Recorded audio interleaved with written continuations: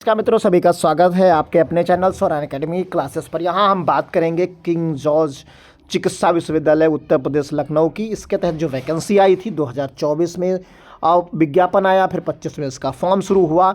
अब उसकी last date को भी एक्सटेंड कर दिया गया। आप सभी लोग जानते हैं कि 31 जनवरी थी इसकी लास्ट डेट, अब उसे बढ़ाकर 3 मार्च कर दिया गया है। तो आइए देखते हैं लैब टेक्नीशियन, फार्मासिस्ट और अदर वैकेंसीज जो हैं, जिसमें 10वीं 12वीं डिप्लोमाधारी और स्नातक जो कर रखे हैं उनके लिए क्या क्या यहाँ पर व्यवस्थाएं हैं। देखिए, ये इसकी ऑफिशियल वेबसाइट है किंग जॉर्ज मेडिकल यूनिवर्सिटी की, और यहीं पर ये रिक्रूटमेंट आया हुआ था, जो कि 22 अक्टूबर का नोटिफिकेशन था ये। और फिर यहाँ से आप इसकी पूरी डिटेल देख सकते हैं। ये ग्रुप बी और ग्रुप सी के पोस्ट के लिए था। अब फॉर्म भरने की अंतिम तिथि को 3 मार्च 2025 कर दी गई है। यदि आपके खाते से राशि काट ली गई है और यहाँ अपडेट नहीं हो गई तो कृपया 48 घंटे से पहले दोबारा भुगतान ना करें। ये चीज़ें दी गई हैं। हर वैकेंसी के लिए लास्ट डेट अब यहाँ पर देखिए 3 मार्च अपडेट कर दी गई है। यहाँ पर सभी में देखिए अंतिम तिथि अब 3 मार्च हो गई है। बाकी इसकी डिटेल और योग्यताओं को देखना है तो आपको रीड मोर पर जाना होगा। अब देखिए कौन कौन से रिक्रूटमेंट यहाँ पर हैं। तो सबसे पहले अगर हम रिक्रूटमेंट की बात करते हैं, जो सबसे पहले दिया गया है ये टेक्निकल ऑफिसर मेडिकल का है। फिर यहाँ पर टेक्नीशियंस रेडियोलॉजी का है। फिर यहाँ पर रेडियोथेरेपी का टेक्नीशियन है। फिर उसके बाद आप देखेंगे कि पोस्ट सी में जो है यहाँ पर आप पाएंगे टेक्निकल ऑफिसर्स का ग्रेड है यहाँ पर। फिर टेक्निकल ऑफिसर ईएनटी है। फिर उसके बाद आप नीचे आएंगे तो यहाँ मेडिकल लैब टेक्नोलॉजिस्ट है। यहाँ पर आप देखेंगे कि मेडिकल लैब टेक्नोलॉजिस्ट है। इसकी अगर आप योग्यता देखना चाहते हैं तो आपको यहाँ पर रीड मोर पर टिक करना होगा और यहीं से आप अप्लाई कर पाएंगे। तो देखिए क्वालिफ़िकेशन में इसकी आपको क्या मिलने वाला है। यहाँ पर बैचलर डिग्री यानी बीएमएलटी आपको चाहिए।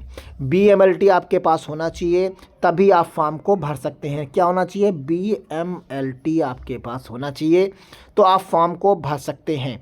और इसका जो है प्रॉस्पेक्टस डाउनलोड करने के लिए यहाँ पर दिया गया, अप्लाई करने के लिए आपको यहाँ पर ऑप्शन दिया गया है। तो ये है। इस तरीके से और वैकेंसीज़ के बारे में देख लेते हैं, क्योंकि आप लोगों ने जो लोगों ने अभी तक फॉर्म नहीं भरा उनके लिए ऑप्शन यहाँ पर क्लियरिटी दिया गया है। फिर उसके बाद आप यहाँ पर देखेंगे ओटी असिस्टेंट है। ओटी असिस्टेंट के बाद टेक्नीशियंस है, न्यूक्लियर मेडिसिन में है। फिर उसके बाद डेंटल का दिया गया है। यहाँ पर आप देखेंगे टेक्नीशियन डायलिसिस का दिया गया है। फिर मेडिकल सोशल सर्विस ऑफिसर्स का ग्रेड 2 एंड 6 लेवल 6 में दिया गया है। फिर यहाँ पर आप आएंगे, देखिए फार्मासिस्ट का दिया गया है। तो यहाँ पर आप आएंगे फार्मासिस्ट जो है लेवल 5 में रहेगा। इसकी योग्यता आप यहाँ पर देख सकते हैं। तो इसकी योग्यता अगर आप देखेंगे फार्मासिस्ट की, तो यहाँ पर डिप्लोमा इन फार्मेसी मिलेगा, जो कि यानी जिसे आप कहते हो डी फार्मा।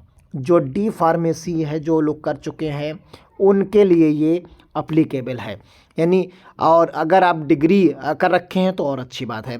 यहाँ पर डी फार्मा एलिजिबल कैंडिडेट्स हैं और यहाँ से आप लॉगिन कर सकते हैं। तो कुल मिलाकर डिटेल्स यहाँ पर आपने समझ ली होंगी।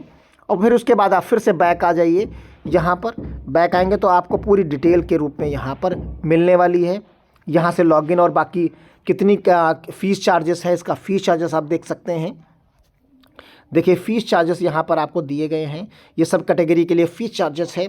और यहाँ पर रजिस्ट्रेशन पहली बार करने के लिए आपको यहाँ से जाना है। लॉगिन अगर एक बार कर चुके हैं तो आप यहाँ से कर सकते हैं। तो इस तरीके से यहाँ पर डिटेल्ड पूरी चीज़ों को समझाया गया है कि एक एक करके चीज़ों को आप समझ सकते हैं। और यहाँ पर आप पाएंगे करीब 17 तरीके की वैकेंसीज यहाँ पर आपको दिख रही होगी और आसानी से आप चीज़ों को समझ रहे होंगे। फिर यहाँ पर लाइब्रेरियन ग्रेड है 6 लेवल 2, और फिर यहाँ पर असिस्टेंट लेवल का है। फिर यहाँ कंप्यूटर प्रोग्रामर का है। तो ये चीज़ें आप इस तरीके से अपनी अपनी योग्यता के अनुसार यहाँ पर सारी चीज़ों को देख सकते हैं। तो ये वैकेंसी थी, आप इससे भरिए। अगर कहीं पर डाउट है तो कमेंट बॉक्स में ज़रूर बताइएगा। मिलते हैं अगली अपडेट के साथ, तब तक के लिए धन्यवाद। जय हिंद, जय भारत।